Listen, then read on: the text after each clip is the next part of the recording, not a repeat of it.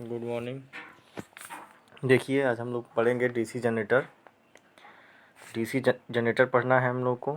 जैसे कि आप कल हमने बताया था कि हमको क्या पढ़ना है, डीसी जनरेटर। ठीक है, तो देखिए डीसी जनरेटर के बारे में हमको पढ़ना है और कल हम लोग पढ़े भी थे। इसका कुछ चर्चा किए थे, फैराडे लॉ का नियम कुछ चर्चा किए थे, क्योंकि हम बताए थे कि आगे जाकर ये हमको काम करेगा। ठीक है, तो हमने कुछ बताया था, वेरी वेरी इंपॉर्टेंट है आपको। देखिए अब हमको क्या पढ़ना है, डीसी जनरेटर। डीसी जनरेटर में सबसे पहले क्या जानेंगे, डीसी जनरेटर के पार्ट क्या क्या हैं। ठीक है, डीसी जनरेटर के पार्ट क्या क्या हैं, ये चीज़ हमको जानना है। देखिए डीसी जनरेटर का ये जो आपको दिख रहा है, ये क्या है आपका, ये आपका योक है। क्या है, योक है, योक है। ये जो दिख रहा है इसको बोलते हैं आई वोल्ट बोलते हैं।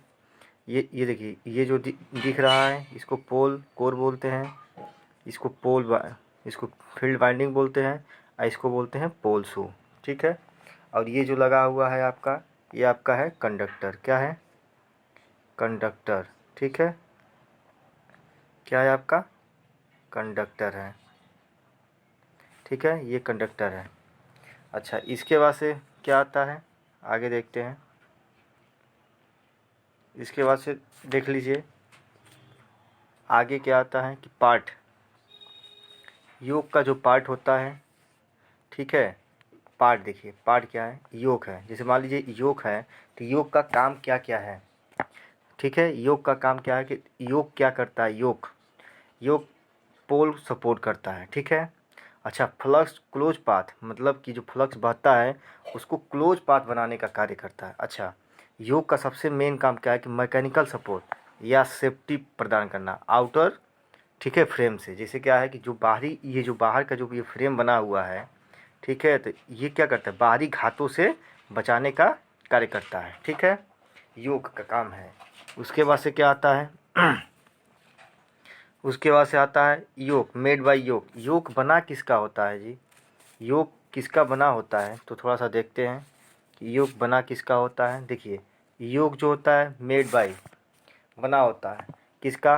देखिए, जो स्मॉल मशीन होता है वो कास्ट आयरन का बना होता है, और जो बिग मशीन होता है वो कास्ट स्टील का बना होता है। वेरी वेरी इंपॉर्टेंट, पूछता है कि स्मॉल मशीन जो योक होता है, योक किसका बना होता है स्मॉल मशीन में, तो आप बताएंगे कास्ट आयरन का। और पूछेगा कि बिग मशीन में, तो कास्ट स्टील का बना होता है। इसके बाद से आता है फील्ड। फील्ड पोल क्या है, थोड़ा सा देख लेते हैं। फील्ड पोल आता है, ठीक है, क्या आता है, फील्ड पोल। फील्ड पोल का काम क्या है कि यह सिलिकॉन स्टील का बना होता है। किसका बना होता है, फील्ड पोल सिलिकॉन स्टील का बना होता है। फील्ड पोल में दो होता है, एक पोल कोर होता है, एक पोल शू होता है। देखिए, पोल कोर का काम क्या है, टू प्लेस फील्ड बाइंडिंग, जिस पे हम क्या करते हैं, पोल कोर पे फील्ड बाइंडिंग को प्लेस करते हैं। किसको करते हैं, फील्ड बाइंडिंग को प्लेस करते हैं, किस पे, पोल कोर पे। ठीक है, उसके बाद से क्या है, जो पोल शू का जो काम है, पोल शू का काम क्या होता है, फील्ड बाइंडिंग सपोर्ट करना, उस बाइंडिंग को सपोर्ट देना और यूनिफॉर्म फ्लक्स डिस्ट्रीब्यूशन करना। मतलब यूनिफॉर्म मतलब एक समान फ्लक्स को प्रवाहित कराना। ठीक है, पोल शू का काम होता है। उसके बाद से देखते हैं थोड़ा सा। अब देखिए, अब इसमें क्या आता है, एक और मेन चीज़ आता है आर्मेचर। देखिए, डीसी जनरेटर में मेन चीज़ क्या है, आर्मेचर। सबसे बड़ा रोल आर्मेचर का होता है। देखिए, तो ये आपको जो जो बीच का जो दिख रहा है इसको बोलते हैं आर्मेचर स्लॉट बोलते हैं। ये जो ऊपर दिख रहा है आर्मेचर बाइंडिंग बोलते हैं। और ये जो दिख रहा है इसको बोलते हैं आर्मेचर टीथ, दांत जिसे बोलते हैं। ठीक है, आर्मेचर कैसा होता है, तो आर्मेचर एक सिलेंड्रिकल शेप में होता है। कैसा होता है, आप लोग देखे होंगे कि आर्मेचर जो भी आर्मेचर देखे होंगे आप लोग, एक सिलेंड्रिकल शेप में होता है। कैसा होता है, सिलेंड्रिकल शेप में होता है। अच्छा, इस पर क्या की जाती है, इस पर स्टैंपिंग या लेमिनेशन किया जाता है। कितने का किया जाता है, 0.4 mm से 0.6 mm तक होती है, क्योंकि इससे जो है लॉसेस हमारा कम हो। लॉसेस क्या हो, कम हो। ये किसका बना होता है? सिलिकॉन स्टील का बना होता है। आर्मेचर जो बना होता है किसका बना होता है? सिलिकॉन स्टील का बना होता है। लेवलेशन करने का मतलब क्या है कि लॉसेस को कम किया जा सके, इसलिए सबसे पतली से पतली पत्तियां लेकर बनाई जाती हैं। आप लोग देखे होंगे ना, ऐसे जो आर्मेचर जो बना रहता है ती पर कई सारे पत्तियां ऐसे चढ़ी रहती है, ऐसे कई सारे पत्तियां क्या होती हैं? चढ़ी रहती हैं। ठीक है, ये क्या है आपका? आर्मेचर। ठीक है। अच्छा, स्टील का ही यूज क्यों करते हैं? स्टील का ही यूज क्यों करते हैं? तो स्टील एक गुड मैग्नेटिक मटेरियल होता है। स्टील क्या होता है? गुड मैग्नेटिक मटेरियल होता है।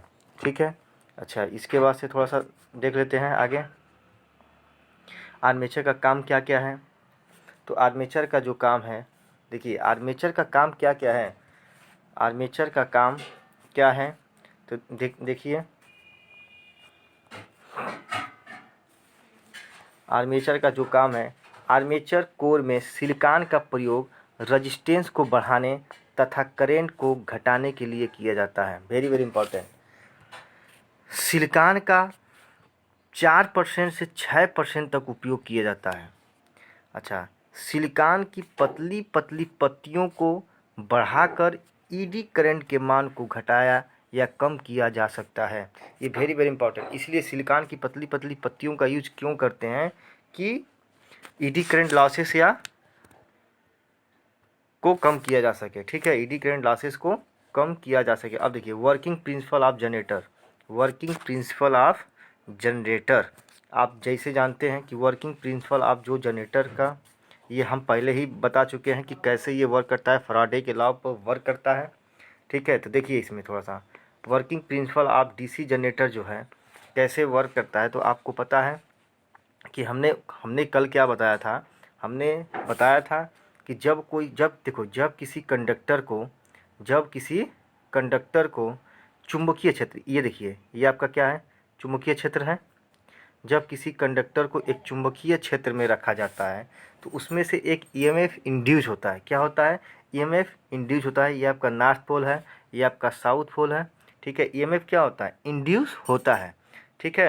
अच्छा, इसमें कंडक्टर क्या होता है? कंडक्टर मूव करता है। कंडक्टर क्या होता है? मूव करता है, जिसके कारण एक इसमें गति, एक मोशन आती है। उस मोशन के कारण इसमें एक ईएमएफ आता है। क्या आता है?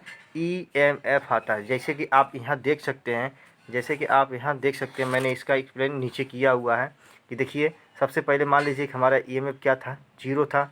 जैसे जैसे हमने इसको रोटेट कराना चालू किया, जैसे जैसे इसको घुमाना हमने चालू किया, क्या हो गया? कुछ बढ़ता गया, ईएमएफ बढ़ता गया, एक टाइम के बाद मैक्सिमम हो गया। मतलब क्या, हमको क्या है कि जैसे जैसे कंडक्टर घूमता गया ईएमएफ उत्पन्न होता गया।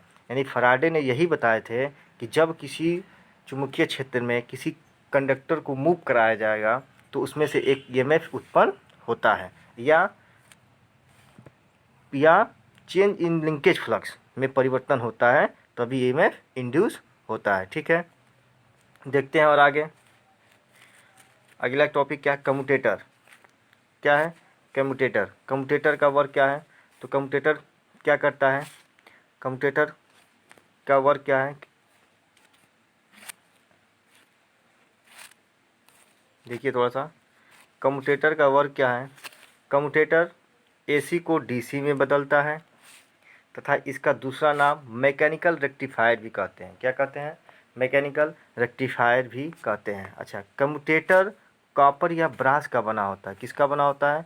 कम्यूटेटर किसका बना होता है? कम्यूटेटर कॉपर या ब्रास का बना होता है। वेरी वेरी इंपॉर्टेंट, ये पूछा जाता है कि कम्यूटेटर किसका बना होता है? कॉपर या ब्रास का बना होता है। कम्यूटेटर सेगमेंट उतना ही होगा जितना नंबर ऑफ आर्मेचर कॉइल होते हैं। ये भी पूछा जाता है कि कम्यूटेटर सेगमेंट कितना होता है, तो आप बताएंगे कम्यूटेटर सेगमेंट उतना ही होगा जितना नंबर ऑफ आर्मेचर कॉइल होंगे। आर्मेचर के जितना कॉइल होंगे, जैसे जैसे देख लीजिए यहाँ पे हमने दर्शाया हुआ कम्यूटेटर सेगमेंट।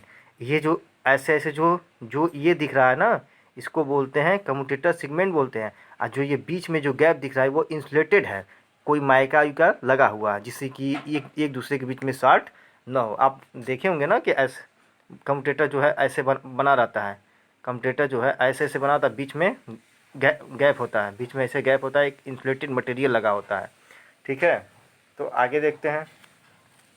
इसके बाद से क्या आता है? ब्रश। ब्रश आता है, तो ब्रश आता है जो, ठीक है, क्या आता है, ब्रश। ब्रश जो आता है, देखिए ब्रश का काम क्या है, ब्रश ये कार्बन का बना होता है हाई करंट लो वोल्टेज के लिए।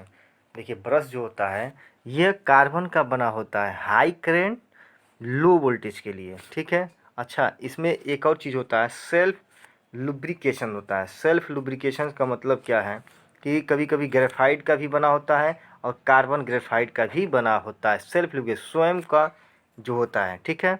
अच्छा, बियरिंग, इसके बाद से क्या आता है, उसमें बियरिंग भी लगी होती है। बियरिंग जो होता है, बियरिंग बियरिंग जो होता है, एक बाल बियरिंग होता है, एक रोलर बियरिंग होता है, ठीक है। क्या होता है, बाल बियरिंग, रोलर बियरिंग। बाल बियरिंग का उपयोग कहाँ करते हैं, बाल बियरिंग का उपयोग स्मॉल मशीन में किया जाता है, जबकि रोलर बियरिंग का उपयोग बिग मशीन में किया जाता है। ये जो देखिए ये बीच में जो लगा हुआ है ये आपका क्या है, बियरिंग है, ठीक है।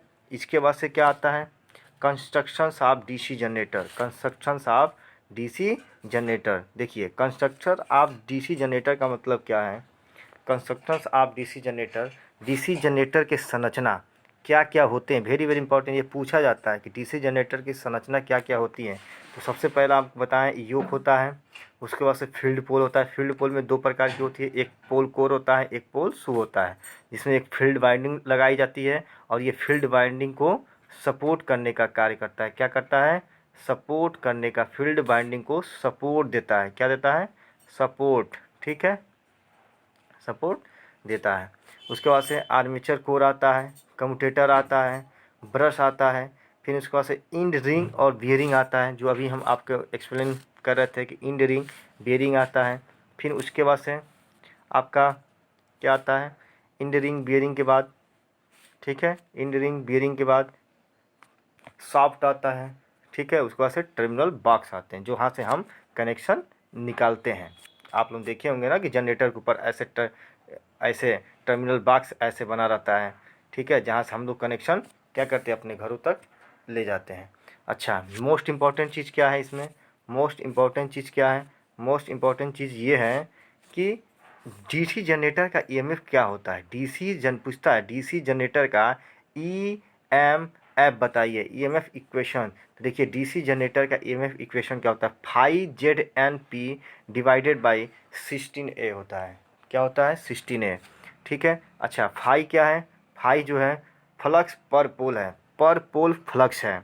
जेड क्या है, जेड है नंबर ऑफ आर्मेचर कंडक्टर, कितना आर्मेचर में कंडक्टर लगे हैं वो चीज़ है। एन क्या है आपका, एन स्पीड है। पी क्या है, नंबर ऑफ पोल है, पी क्या है, नंबर ऑफ पोल। इसके बाद से क्या आता है, इसके बाद से अगला जो है, अगला पॉइंट नंबर ऑफ पोल है। ये क्या है, ए क्या है, नंबर ऑफ पैरेलल पाथ है। और ए बराबर पी, ये इसका मतलब क्या है कि ए बराबर पी तब होता है जब लैप बाइंडिंग पूछ रहा हो। जहाँ लैप बाइंडिंग पूछ रहा हो, जो जो पी का मान दिया होता है वही ए के स्थान पर रख दिया जाता है, ठीक है। अच्छा, अगर वही वेव बाइंडिंग के बारे में पूछ रहा हो, वेव बाइंडिंग का इक्वेशन, तब हम क्या बताते हैं, तब हम बताते हैं कि ए बराबर 2, मतलब पी का मान अलग हो जाएगा और ए का मान जो है वो हमेशा 2 रखेंगे। कब, जब वेव बाइंडिंग के बारे में पूछ रहा हो तब। और जब लेप बाइंडिंग के बारे में पूछ रहा हो तो ए बराबर पी, यानी कि पी फॉर लेप बाइंडिंग, ठीक है। पी बराबर ए मतलब लेप बाइंडिंग के लिए है ये, ठीक है। चलिए आगे देखते हैं। अब देखिए थोड़ा सा एक और इसमें पॉइंट आता है, कभी काल इसका वोल्टेज पूछ देता है, कभी काल इसका क्या पूछता है, वोल्टेज पूछ देता है। जनरेटर का वोल्टेज बताइए, जनरेटर का वोल्टेज बताइए, ठीक है। तो हम क्या करते हैं, देखिए अब इसमें क्या है, इसमें देखिए ये बी है, बी का मतलब, बी का मतलब चुंबकीय क्षेत्र है, चुंबकीय फ्लक्स घनत्व होता है बी, ठीक है। उसके बाद से क्या आता है, आई, यह सॉरी एल होता है। ये तो मान लीजिए आपका आई करंट ऐसे जा रहा है और ये करंट ऐसे आ रहा है, ये क्या है आपका फाई एच, ठीक है। अब देखिए ये वोल्टेज है, तो एक इक्वेशन निकल के आता है, इक्वेशन ई बराबर क्या आता है, बी एल भी साइन थीटा। पूछता है कि जनरेटर का वोल्टेज क्या होता है। जनरेटर का वोल्टेज अगर पूछ दे, उत्पन्न वोल्टेज पूछ दे, तो आपको बताना पड़ता है कि B L V sine theta, क्या होता है, B L V sine theta होता है, ठीक है।